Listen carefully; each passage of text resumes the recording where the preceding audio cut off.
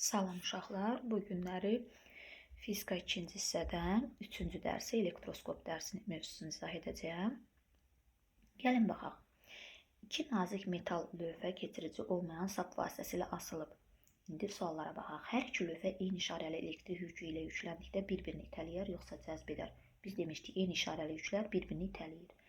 İtələndikdə və ya cəzb olunduqda lövhələr arasında məsafə necə dəyişir? İtələndikdə və yaxud da itələndikdə lövhələr arasında məsafə artır, cəzb olunduqda isə lövhələr arasında məsafə azalır. Yükləndikdən sonra lövhələrin elektrik yükü artırılsa və ya azaldılsa aralarındakı məsafə necə dəyişir? Yükləndikdən sonra lövhələrin elektrik yükü artırılsa aralarındakı məsafə artacaq, azaldılsa aralarındakı məsafə azalacaq. İndi baxaq. Cisimlərin elektrik yükünün olub-olmadığını müəyyən etmək üçün elektroskop adlanan cihazdan istifadə olunur. Elektroskop metal başlıq, metal çubuq, çubuğa bərkidilmiş metal vərəqdən ibarətdir. Alüminiumdan çox nazil və yüngül vərəqlər hazırlamaq mümkün olduğu üçün elektroskopun vərəqləri adətən alüminiumdan hazırlanır.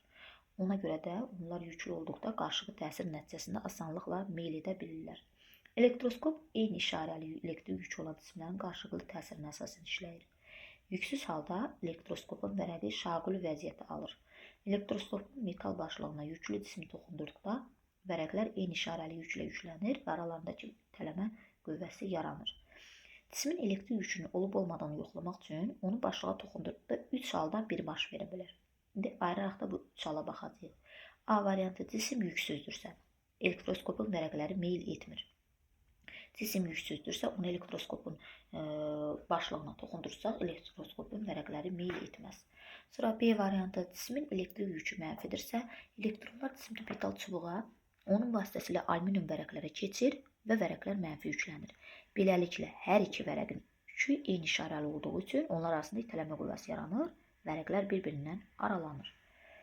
Cismin elektrik yükü C variantı müsbətdirsə, bu zaman metal vərəqlərdə metal çubuqların sərbəst elektronların bir hissəsini cəzb edərək onu özünə birləşdirir. Elektronların sayı azaldığı üçün müsbət yüklənir. Yüklü vərəqlər elektrik itələmə qüvvəsinin təsiri ilə bir-birindən aralanır. Elektroskopun vərəqləri neytral olduqda şaquli vəziyyət alır. Vərəqlər elektrikləndikdə bir-birini itələyir və aralanır. Yükün miqdarı artdıqca vərəqlər daha çox bir-birindən aralanır. İndi baxaq, fəaliyyət. Eyni işarəli yüklər arasındakı təsiri itələmə və ya cazibə qüvvəsi olduğunu müəyyən edilməsi. Baxaq, ləvazimat: elektroskop, plasmas çubuq, şüşə çubuq, yun parça. İşin gedişinə baxaq. Plasmas çubuğu yun parça ilə sürtdükdən sonra yüksüz elektroskopun başlığına toxundurun və elektroskopun metal vərəqlərinə müşahidə etdiyiniz hadisəni qeyd edin.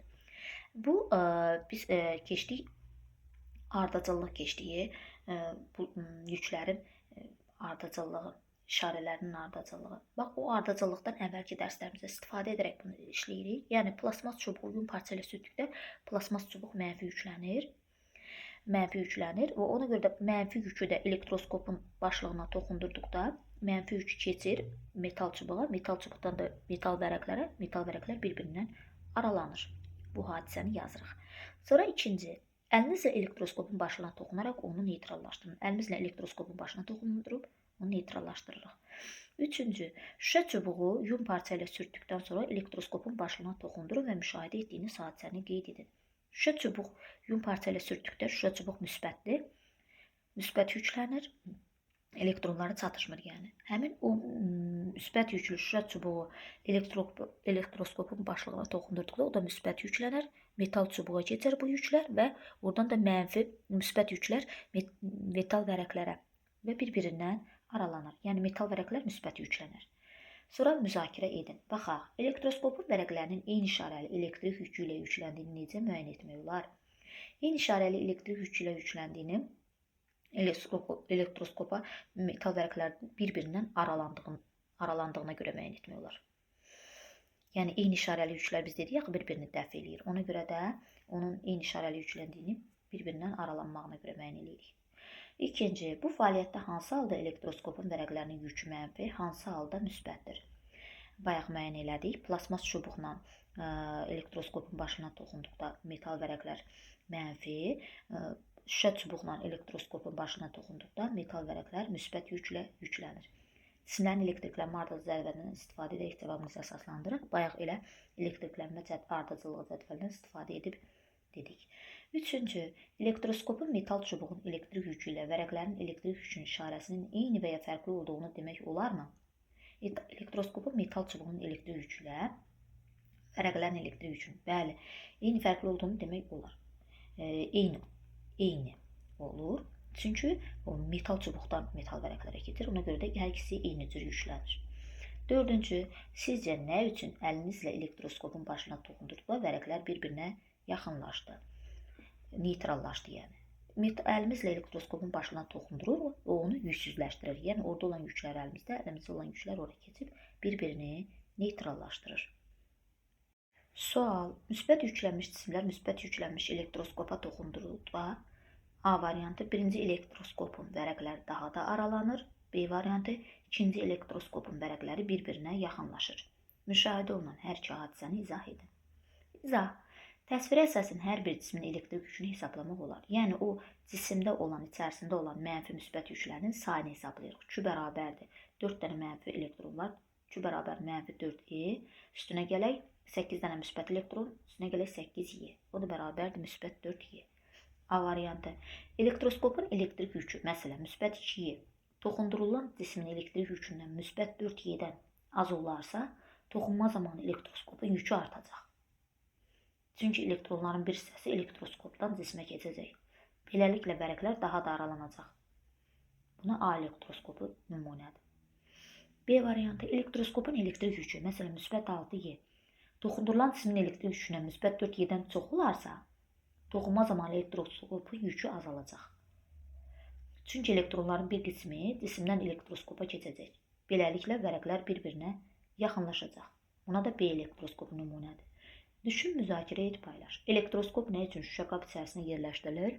Elektroskop xarici təsirlərdən qorumaq üçün əlimizlə, hər hansı bir əşya ilə toxunduqda o neytrallaşır, elektroskop yüksüzləşir. Bunun üçün də mütləq onu şüşə qab içərisində yerləşdirilir.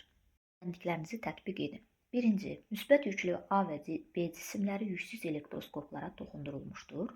Onların toxundurulmazdan əvvəlki elektrik yüklərini müqayisə edin. İkisi də müsbətdir və ikisi də yüksüz elektroskopa toxunub. Sadəcə baxırıq ki, A-da metal vərəqlər biraz az aralanıb, B-də isə metal vərəqlər daha çox aralanıb. Deməli, B daha çox yük var B-də. B daha çox yük verib.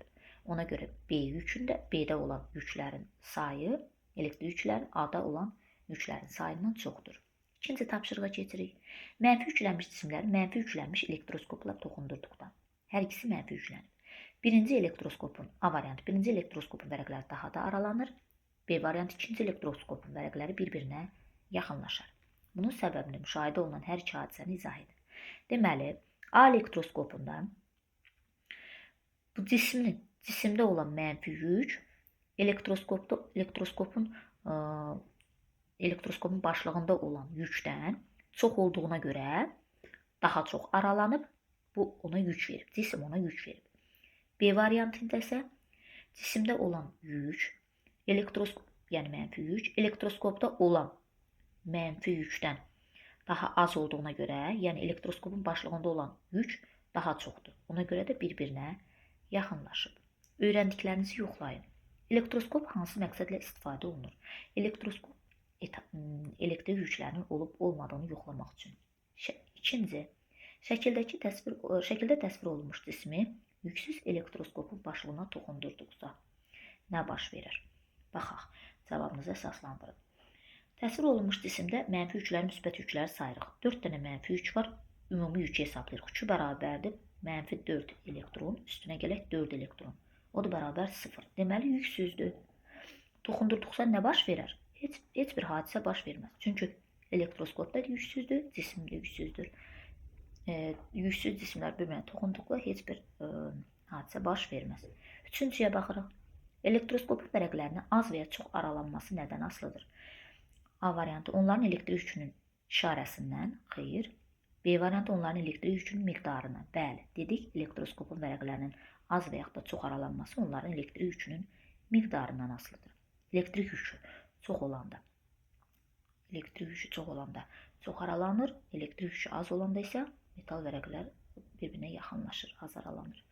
Dördüncü, aşağıdakılardan hansı doğrudur? Yüksüz elektroskopun müsbət yüklənməsi zamanı elektronlar cisimdən elektroskopun vərəqlərinə keçir. A variantı, B variantı elektroskopun vərəqlərindən cismə keçir. Yüksüz elektroskop müsbət yüklənməsi zamanı cisimdən elektroskopun vərəqlərinə keçir. A variantı düzdür. 5-ciyə baxırıq. Əlimizi yüklü elektroskopun başlığına toxundurduqda onun neytrallaşmasının səbəbi nədir? Əlimizi yüklü elektroskopun başlığına toxundurduqda onun yüksüzləşməsi baş verir. Yəni onda olan elektronlar əlimizdə olanlar ona keçib bir-birini neytrallaşdırır. Bunun üçün də biz dedik, elektroskop şüşə içərisində saxlanılır. Yəni onun metal vərəqləri şüşə içərisində saxlanılır, əlavə xarici təsirlər olmasın deyə. Bu qədər uşaqlar, dərsimiz sona çatdı. İnşallah gələn dərsdə görüşmək ümidi ilə. Sağ olun, bəyənib abunə olmağı unutmayın.